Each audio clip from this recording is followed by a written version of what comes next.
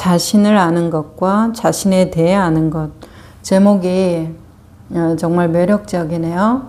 자신을 아는 것과 자신에 대해 아는 것.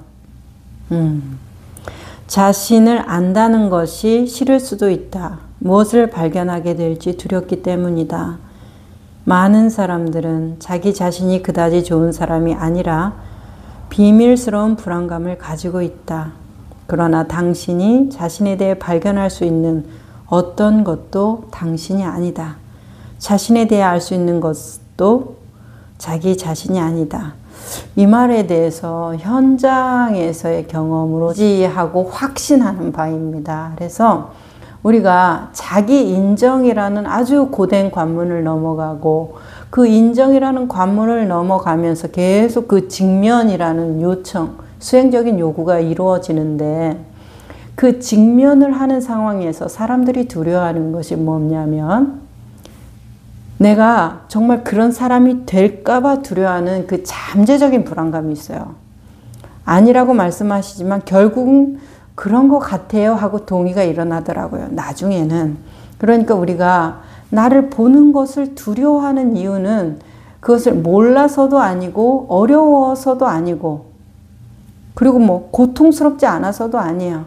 너무나 원하는데 그것보다 더 큰 두려움과 공포는 내 안에 깔린 그 불안감, 그 항상 잠재적인 부정적인 어떤 자기 인식이 그것을 직면하고 맨 날것의 직면이 이루어지면 이루어질수록 정말 그런 사람인 게 되면 어떡하나 그동안은 요리조리 회피하고 외면하고 타협하고 합리화시키면서 어떻게 저렇게 피해왔는데 이거 이제 딱 맞닥뜨리게 되면 내가 정말 그런 사람이 것을 이제 확인하면 이제 더 이상의 길이 없다라는 막다른 골목에 내가 이제 내쳐진다라는 생각 때문에 그 길에서 많이 탈락하거든요. 그런데 이 톨레가 말하듯이 이 비밀스러운 불안감 그러면서 자신에 대해 알 수 있는 어떤 것도 자신이 아니라는 거. 그래서 직면하고 넘어가고 하면서 사람들이 정말로 이제 그 단계를 넘어가면 굉장히 자기 확신과 자기 기대 그리고 내 자신에 대해서 내가 너무나 몰랐다라는 거 그리고 나의 힘은 이 내가 나에 대해서 아는 것으로부터 나오는 게 아니라 어디에서 나온다라는 거 나의 근본 존재로부터 나의 힘이 나온다라는 것을 알게 돼요. 너무나 감동적인 순간이에요.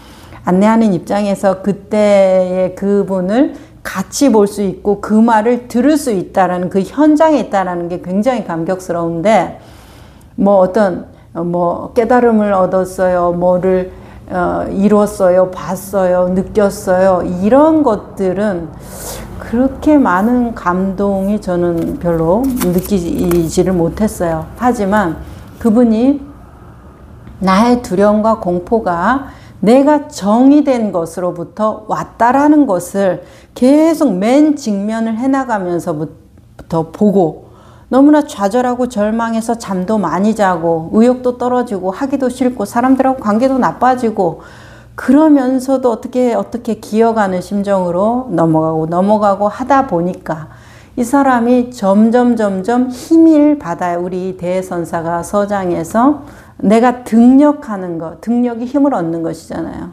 힘을 얻는 것은 내 낯설어지는 것으로부터 힘을 얻는다 이러시거든요.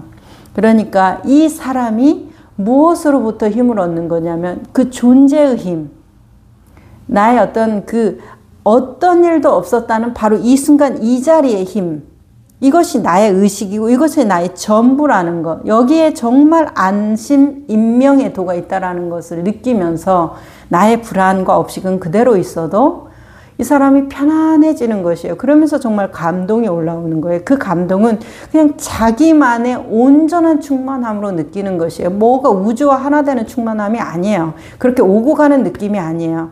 그냥 정말 안심, 푹 쉬어지는 거예요. 정말 존재로부터 나오는구나, 이 안정감은. 이것은 내가 뭘 해서 얻는 것이 아니구나. 내가 이룰 수 있는 것도 아니구나. 그리고 내가 뭘 잘못했다고 사라지는 것도 아니구나. 이런 얘기를 이제 담담히 하시게 되죠. 그 정도로 된다면 얼마나 안정감이 있고, 그리고 그 말을 들을 때 굉장한 충만감을 느낄 수밖에 없잖아요. 그러면서 나의 존재에 대해서 다시 한번 확인하게 되고 그런 감사한 은혜 받는 시간이 되는데, 자, 이 비밀스러운 불안감, 비밀스럽다고 하지만 사실은 없는 것이에요. 그냥 보면 우리의 공부는 처음부터 끝까지 보는 게임이지 형상 없는 것, 무소부재성, 불가지성에 대한 것이기 때문에 보는 것으로 끝나는 거예요. 뭘 지어서 노력할 필요가 없죠. 그러면 그것이 이 비밀스러운 불안감이 그것이 나를 자꾸 검증되지 않은 생각으로 규정하려고 그러거든. 너 이렇잖아 저렇잖아. 그랬을 때 그 규정에 대해서 어떻다는 것이에요. 그것은 내가 아니라는 것을 알게 되는 것이에요. 계속 가다 보면, 날 것의 나를 계속 만나다 보면, 그러면서 나의 모든 힘은 존재로부터 나오는 것이었구나. 자, 에크하르트가 이렇게, 마이스터 에크하르트가 그러시잖아요. 우리의 구원은 행위로부터 오는 것이 아니라 존재로부터 오는 것이다. 구원받는 소식이잖아요. 자, 너무 좋은 말이어서 조금 더 해봤습니다. 자, 두려움 때문에 자신이 누구인지 알기를 원하지 않는 사람들이 있는 반면에 자기 자신에 대해 만족할 줄 모르는 호기심을 갖고 더 많은 것을 밝혀내고 싶어하는 사람들도 있다. 자기 자신에 대한 것을 알고 싶어서 몇 년 동안이나 심리 분석을 받고 어린 시절의 일들을 구석구석 파고든다. 무의식 속에 숨겨진 두려움과 욕망을 들춰내고 몇 겹이나 쌓인 층을 하나하나 벗겨내면서 자신의 인격과 성격을 탐구한다. 10년 뒤 그 정신 분석의는 당신에게 지치고 당신의 이야기에 지쳐 분석이 완료되었다고 말할 것이다. 자, 여기서 이렇게 자기에 대해서 지칠 줄 모르는 호기심, 만족하지 않는 그 파고듦, 무의식에 숨겨둔 뭔가가 더 있을 거다. 내가 이렇게 된 원인이 뭔가 더 있을 거다. 막 그래서 자기 자신을 대해서 얘기해 달라고 이렇게 이제 얘기하시는 그런 경우, 저는 처음에 굉장히 어떻게 저렇게 자신감이 있을까? 우리가 자신을 직면하는 거, 맨 나를 느끼는 거, 그 날 것의 나를 느끼는 게 얼마나 두려운 건데, 저는 너무나 두려웠고 지금도 뭐 그렇게 유쾌하지는 않아요. 하지만 그것이 어떤 내가 만들어내는 환상이고 용 그림 같은 거죠. 없는 건데 있다고 믿는 상상 속의 동물 같은 것이라서 내가 이것을 그냥 보는 것으로 이렇게 묵묵히 가는 것뿐이지 유쾌한 적은 한 번도 없어요. 그런데 그분은 저에 대해서 찔러주세요. 이렇게 그냥 바로 깜빡이 없이 들어오세요. 제가 그런 것들을 놓치고 있다고 하면 얘기해 주세요. 듣기를 원하는 거예요. 지칠 줄 모르는 호기심. 그리고 자신을 구석구석 파고 들고 싶어하는 그 욕구들에 대해서 굉장히 어떻게 저럴 수가 있을까? 저렇게 용감할 수 있을까? 감탄을 했습니다. 그런데 지금은 만약에 이제 제가 그때는 참 미흡했다 이런 생각이 들어요. 그런데 지금 만약에 그런 분이 온다면 그 마음 또한 무엇이라는 거예요? 자기에 대한 규정이라는 거예요. 그러니까 그분이 저는 저에 대해서 너무나 호기심이 있고 저의 무의식까지 파헤치고 싶고 나의 상처에 대해서 후벼 파도 저에 대해서 알아차리고 더 많이 그 나를 알게 되니까 저는 원해요 이렇게 말을 하지만 그분이 원하는 것은 내가 경계 지어놓은 한계까지만을 원해요 였어요. 속뜻까지 진정한 진의까지 제가 파악을 못한 거죠. 우리가 이 자리를 보고 내가 존재의 힘으로 살아가는 그 힘, 등력, 대선상을 말하는 그 등력을 얻지 않는 한은 자신의 경계 안에서만 정죄받고 비판받기를 원하는 것이에요. 내가 예상할 수 있는 범위 안에서만 그 상대가 내가 이렇게 보여지는 범위 안에서만 놀아야 되는 거예요. 내 눈앞에 보여야 되는 그런 것이었더라고요. 그래서 그런 경우에도 생각해 봐야 된다는 거죠. 그 사람의 말을 너무 믿어서는 안 되는 것이죠. 언제나 우리가 나약하다는 것을 알고 그 마음이 남아 있어서 원망하는 마음이 있다는 것을 알면서 제가 우리가 그렇게 자기 자신한테 장담해서는 안 되고 조심해야 되는구나. 그분을 통해서 참 배웠어요. 그런 부분은. 과거에 의해 조건지어진 당신 마음이 내용물이다. 이제 자신에 대해서 호기심을 가지고 막 무의식까지 파헤치려고 하는 것이 그렇다는 것이에요. 심리 분석이나 자기 관찰을 통해 알게 되는 것은 모두 당신에 대한 것이다. 그것은 당신이 아니다. 그것은 당신 마음의 내용물이지 당신의 본질이 아니다. 에고를 뛰어넘는다는 것은 내용물 밖으로 걸어 나오는 것이다. 자기 자신을 아는 것은 자기 자신이 되는 것이고 자기 자신이 된다는 것은 마음의 내용물을 자기 자신이라고 여기는 동일화를 멈추는 것이다 해서 제가 여기 별표를 쳐놨어요. 왜냐하면은 이 부분이 심리학적인 접근과 이 마음 공부적인 영적인 접근의 아주 큰 차이예요.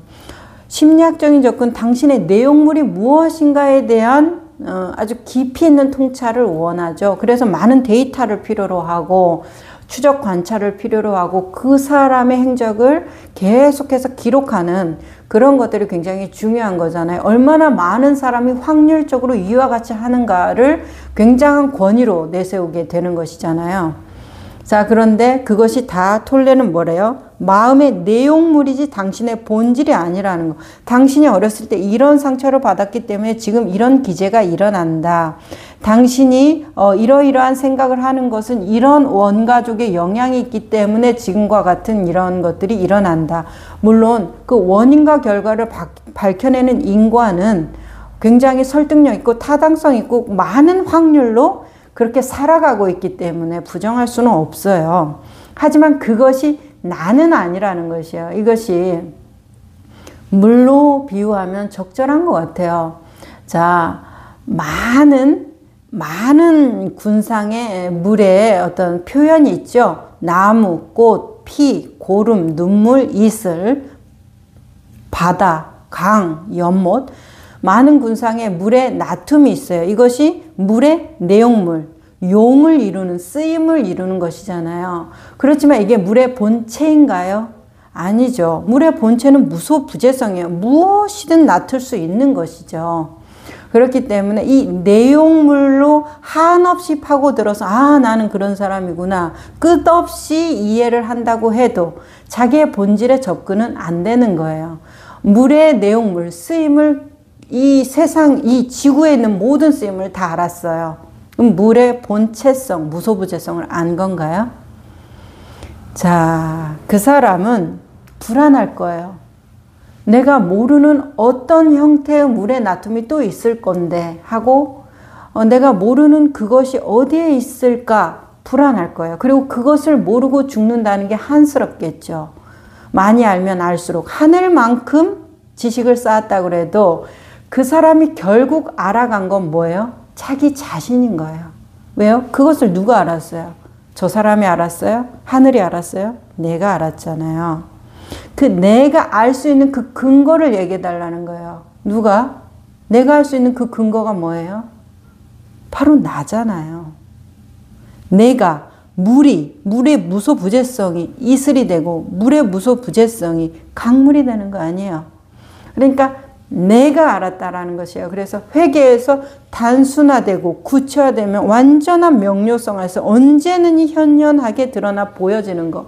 그래서 비밀도 없고 의심도 없고 어떤 대단한 것도 아니고 특별한 것도 아니게 되는 것이 이제 그것의 본질에 대한 접근이 더 가깝게 되는 것이겠죠. 내용물에 대한 이야기는 아주 많죠. 너무나 많죠. 그러니까 이 내용물에 대한 접근으로 우리는 그 사람의 권위를 주죠. 이 자리로 권위를 갖는 사람이 어디 있습니까? 다 이 자리로 살아가는데. 자기 자신이 된다는 것은 내용물과 동일하지 않는 것, 그냥 있는 그대로의 자신으로 족한 것. 그랬을 때 이제 멈추게 돼요, 마음이. 현실에 충실하게 되겠죠. 대부분의 사람들은 삶의 내용물을 통해 자신이 누구인가를 정이 내린다. 지각하고 경험하고 행동하고 생각하고 느끼는 모든 것이 내용물이다. 자신의 정신 상태와 감정 상태는 물론 나이, 건강, 경제력, 일, 생활 환경 등을 사건들 즉 일어나는 모든 일들과 마찬가지로 당신 삶의 외부 환경과 마음의 환경, 당신의 과거와 미래 모두가 이 내용물의 영역에 속한다. 그러면 내용물 외에는 무엇이 있는가? 그 내용물의 존재를 가능하게 하는 것, 바로 의식이라는 내적 공간이 있다. 그래서 이 세상의 모든 것이 다 내용물이에요. 단 한 가지도 내용물이 아닌 것이 없어요. 그러면 다른 말로 이 세상의 모든 것은 의식의 비춤이에요. 단 한 가지도 의식의 비춤이 아닌 것이 없어요. 그래서 같은 말이에요. 번뇌즉 보리. 같은 말이에요. 왜 그렇죠? 물의 무소부재성을 어떻게 알 수 있는가? 드러나야만이 알 수 있는 거예요. 드러난 것이 어떻게 이게 다양한 군상으로 나올 수 있는가? 무소부재성 때문에 그런 것이잖아요. 그래서 이 두 가지는 완전한 같음의 관계예요. 그렇기 때문에 우리가 이 의식이라는 내적 공간이라고 톨레는 말을 하는데, 이 의식이라는 내적 공간, 저 너머의 어떤 신성, 뭐 이런 것들이 다 같은 표현일 거예요. 어디에서? 지금 이 순간에 드러나야 되고, 의식이라는 내적 공간이 어떻게 완전한 외재화를 이루어서 내 외가 같아야 할 것이에요. 자, 무질서와 더 높은 질서. 내용물을 통해서만 자신을 알 때 당신은 또한 무엇이 자신에게 좋고 나쁜지 안다고 생각한다. 당신은 나에게 좋은 것과 나에게 나쁜 것으로 사건을 분류한다. 그것은 삶이라는 전체성을 단편적으로 인식하는 결과가 된다. 삶이라는 전체성 속에서 모든 것이 연결되어 있고 모든 일이 전체 속에서 필요한 장소와 기능을 가지고 있다.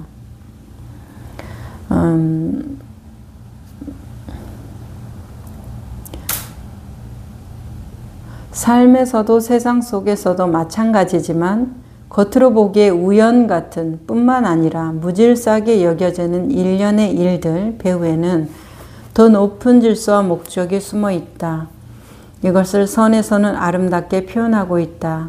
눈이 내릴 때 모든 눈송이가 저마다 정확히 자기 자리에 내린다. 생각을 통해서는 이러한 더 높은 질서를 이해할 수 없다. 왜냐하면 우리들이 생각하는 것은 내용물에 대한 것인 반면 더 높은 질서는 형상 없는 의식의 영역, 우주지성으로부터 나오기 때문이다. 자, 우리는 내용물을 통해서 인식하고 더 높은 질서는 형상 없는 의식의 영역으로 나온다. 이제 이렇게 말을 하는 것에 대해서 뭔가 의식의 영역으로 확장되기 위해서는 내 내용물에 대한 판단을 넘어가야 되지 않겠나. 이제 이런 생각을 하죠.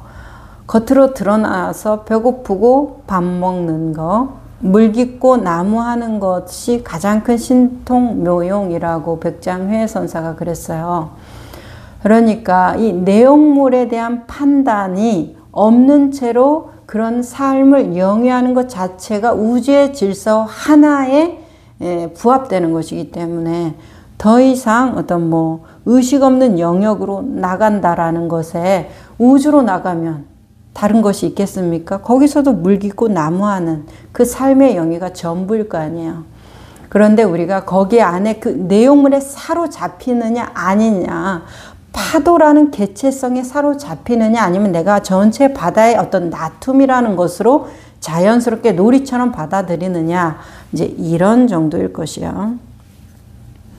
내면에 오직 고요만이 자리하고 생각이라는 소음이 없어졌을 때 그때 비로소 그곳에 숨은 조화가 있고 신성에 있음을 알아차리게 될 것이다. 모두가 완벽한 자기 자리를 가지고 있어서 지금에 있는 그대로의 모습과 방식 외에는 다른 것이 있을 수 없는 더 큰 질서를 알아차리게 된다. 생각에 지배되는 마음에게는 조경이 잘된 공원이 더 필요하다. 공원은 자연스럽게 무성해진 것이 아니라 인간의 생각을 통해 계획된 것이기 때문이다. 그곳에는 마음이 이해할 수 있는 질서가 있다. 원시림의 질서는 이해할 수 없기 때문에 인간의 마음에는 혼돈으로밖에 보이지 않는다. 그것은 좋고 나쁨이라는 마음의 분류를 넘어서 있다. 생각을 통해서는 그것을 이해할 수 없지만 생각을 내려놓고 고요히 깨어있으면 또한 이해하려고도 설명하려고도 하지 않으면 감지할 수 있다. 그때 처음으로 숲의 신성이 눈에 열릴 것이다. 숲의 신성이라는 말이 참 좋네요. 숲의 신성.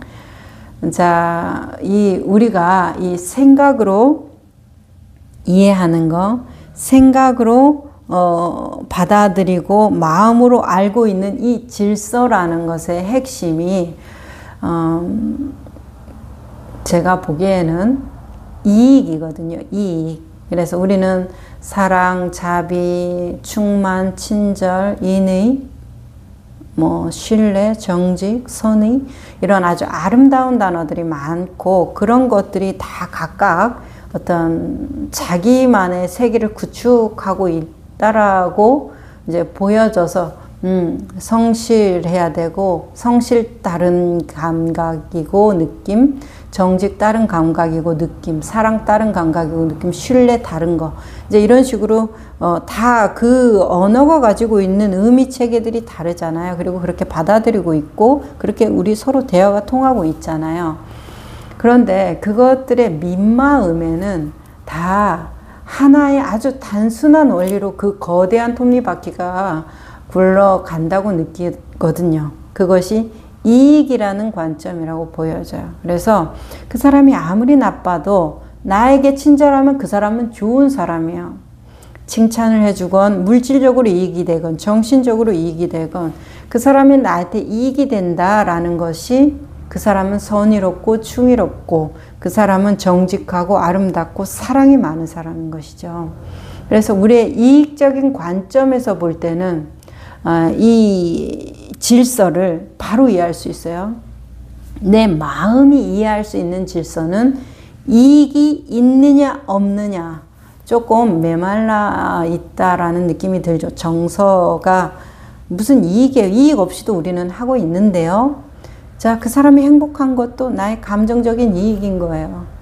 난 그 사람한테 하나도 받은 게 없지만 그 사람이 잘 살아가는 모습에 내가 뿌듯한 것도 이익인 것이에요. 얻는 게 있으면 이익이고 얻는 게 없으면 손해. 이 얻음, 이익이라는 것에 대해서 있다 없다라는 것이 뭐부터 딱 와요? 감정적인 감각으로 와요. 쾌와 불쾌로 오죠. 이익이 있으면 쾌, 이익이 없으면 불쾌가 되는 것인데 내 안에서 긍정과 부정을 불러일으키죠. 그래서 부정적인 감정, 긍정적인 감정, 그럼 부정적인 감정은 저항하고 염호하고 긍정적인 감정은 추구하고 원하는 그런 쪽의 방향성이 설정될 것이에요. 그래서 우리의 그 아름다운 단어들이 정말 그 아름다운 의미로만 존재하는가 깊이 자신한테 돌아보세요. 그것들이 다 나의 이익과 결부되지 않으면 나에게 내 삶에 들어오지를 못하잖아요. 부처님의 그 아름다운 모습, 예수님의 그 아름다운 모습을 내가 아름답다고는 인정하지만 내 삶으로 들어오지 않는 이유는 뭐예요? 지금 나한테 이익이 안 되기 때문에 내가 그걸 받아들일 수가 없는 거잖아요. 그건 뭐예요? 아성이 얼마나 탈락되어 있는가, 나라고 하는 것이 얼마나 탈락되어 있는가가 이 이익을 얼마나 더 내가 계산하고 있는가하고 굉장히 비례하거든요. 그러면 이렇게 생각하죠. 내가 어떤 물질적인 것을 추구하고 얻고 그것으로부터 이익을 얻으면 내가 행복해질 것이다 이렇게 생각을 하는데 물질적인 충족은 물질까진 거예요. 그쵸? 그래서 내가 뭐 1억을 벌었다, 1000억을 벌었다. 1억을 벌을 수 있고 1000억을 벌을 수 있죠. 1억만큼의 행복, 1000억만큼의 행복은 아닌 거예요. 왜? 물질의 충족은 물질의 충족까지인 것이에요. 그 이익이라는 것의 한계성이 그렇다는 거예요. 이 현실 인과로 물질은 물질의 한계까지 그것이지 그것이 내 정신적인 충족까지 더불어서 같이 올 거라는 기대지요. 우리가 희망이에요. 그건 희망이에요. 그냥 그 희망이 아름다울 때 뭐예요? 이루어지지 않았을 때 가장 아름다운 것이에요. 이 정신이 행복해지는 것은 정신의 인과를 따라가야 되는 것이죠. 정신이 행복해지는 그 인과는 어디에 있어요? 부탁께서 말씀하셨어요. 나라고 하는 그 두카, 불만족으로부터 놓여놔야 된다라는 것이죠.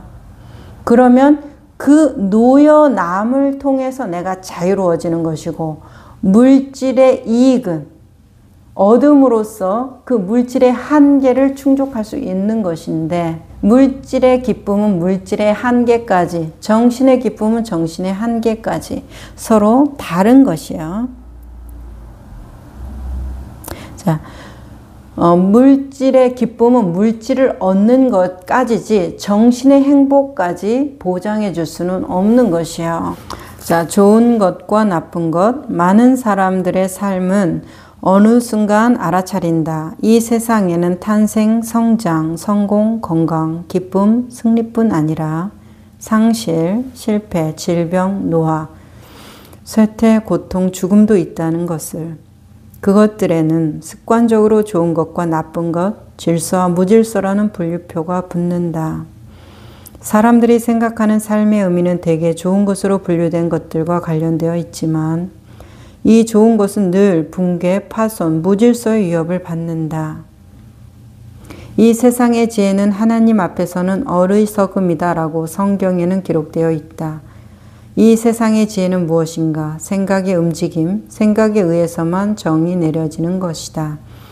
생각은 상황이나 사건이 각각 별개의 존재인 것처럼 하나하나 떼어내어 좋다거나 나쁘다고 판단한다. 생각을 너무 신뢰하면 현실적, 단편적인 것들이 된다. 이 단편화는 환상이지만 그 안에 갇혀 있을 때는 그것은 매우 현실처럼 보인다. 그러나 우주는 나눌 수 없는 전체이며 그 안에는 모든 것이 연결되어 있고 독립적으로 존재하는 것은 아무것도 없다. 이런 것이죠. 장님이 코끼리 만지듯 한다 이런 말에서 배를 만지니까 장판 같고 다리를 만드니까 기둥 같고 꼬리를 만지니까 밧줄 같다라는 그것에 대해서는 정말 만져봤고 그러한 건데, 그것이 뭐라는 거예요? 이 환상이라는 것이잖아요. 단편화는 환상이라고. 전체 코끼리를 보지 않은 상태에서 배를 만졌을 때 코끼리는 장판같이 생긴 거구나 라는 이 마음을 먹어놓는 것은 환상인데, 나는 실제 그걸 만져보고 매우 현실적인 감각으로 느꼈는데 그것이 환상이라니 우리가 정말 답답한 노릇인 거예요. 그런데 여기에서 독립적으로는 존재하지 않는다라는 것이잖아요. 내가 장판같이 느낀다고 할지라도 내가 느끼는 이 현실적인 감각의 어느 것의 부분이겠구나, 이렇게 열린 상태로 알아두고 있는 것과 내 마음속에 딱 그런 이미지가 그려져 있는 건 장판이고 딱딱하고 울퉁불퉁하다, 이제 이런 것을 그냥 그대로 먹어놓으면서 그래, 그렇지만 이게 사실이 아닐 수도 있어, 이렇게 마음적으로 알아두는 거는 굉장히 다른 거예요. 그냥 그것을 보되 그 본 것에 내 마음이 안 가 있어야 되고 그것을 계속 기억하고, 어떤 사람하고 코끼리에 대해서 얘기할 때 그런 류로 그런 쪽으로 지원하면서 말을 한다면 이 사람은 나는 열려 있어요 말은 하지만 사실 마음속엔 딱 그 기준이 사로잡혀 있는 것이거든요.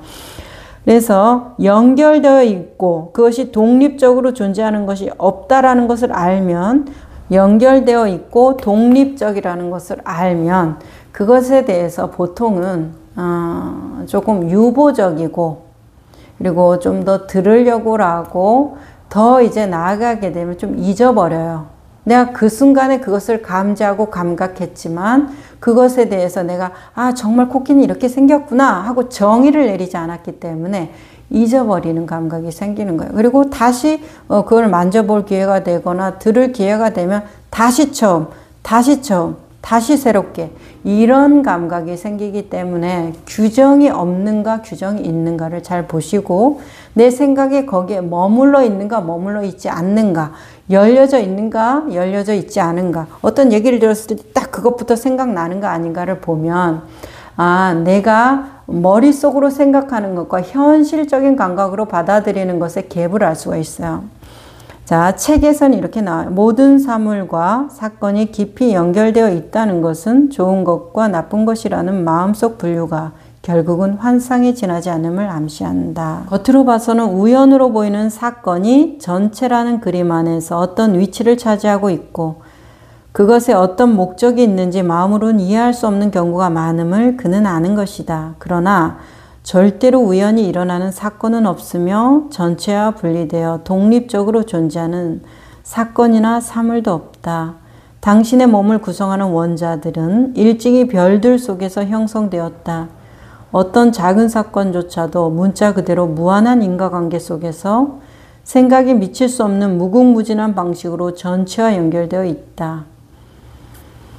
우주 창조까지 되돌아가야만 하는 것이다. 우주는 혼돈 상태가 아니다. 우주라는 단어는 질서, 조화를 의미한다. 그 질서는 인간의 마음이 이해할 수 있는 것이 아니다. 다만 우리는 그것을 언뜻 들여다볼 수 있다. 이렇게 말씀을 하시네요.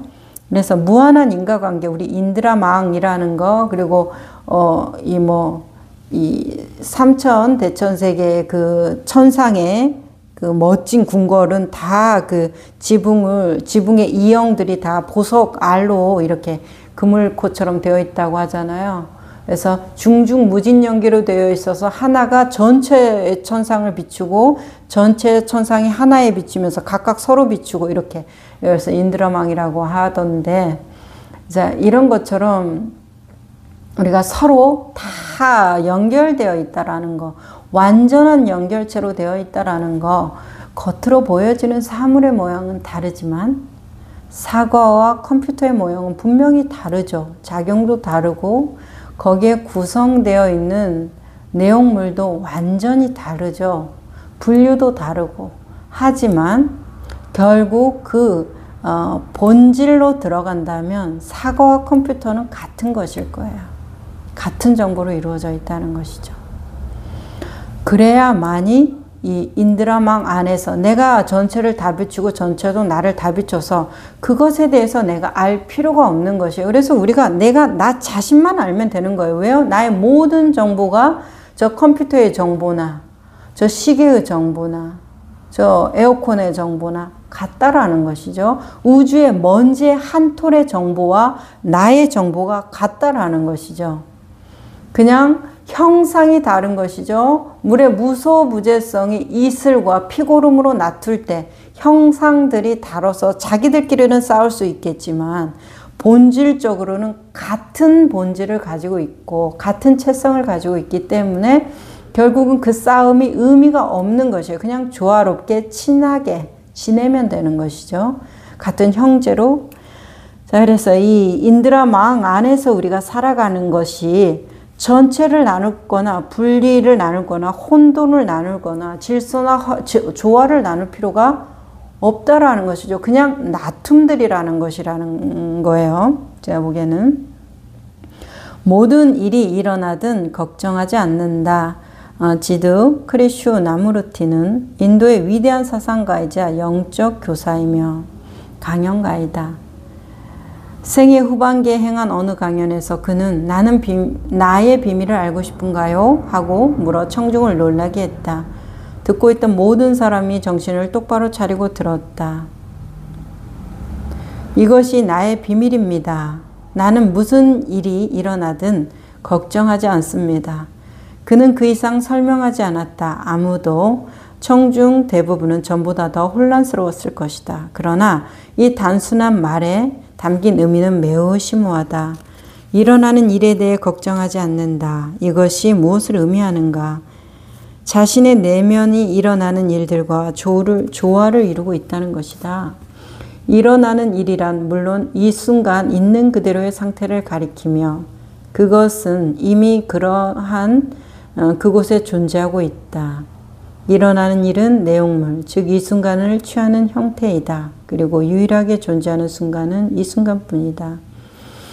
이 순간에 있는 그대로와 조화를 이루고 있다는 것은 일어나는 일에 대해 내면적으로 무저항의 상태라는 뜻이다. 마음속에서 좋거나 나쁘다는 분리표를 붙이지 않고 그것이 있는 그대로 있게 함을 의미한다. 그렇다면 그것은 삶의 변화를 가져오기 위한 행동을 더 이상 하지 않는 것을 의미하는가? 그렇지 않다. 오히려 그 반대로 지금이라는 순간과 내적인 조화를 기초로 행동할 때 그 행동에는 삶을 그 자체의 지성의 힘으로 작용한다. 이렇게 나옵니다. 여기까지 할까요?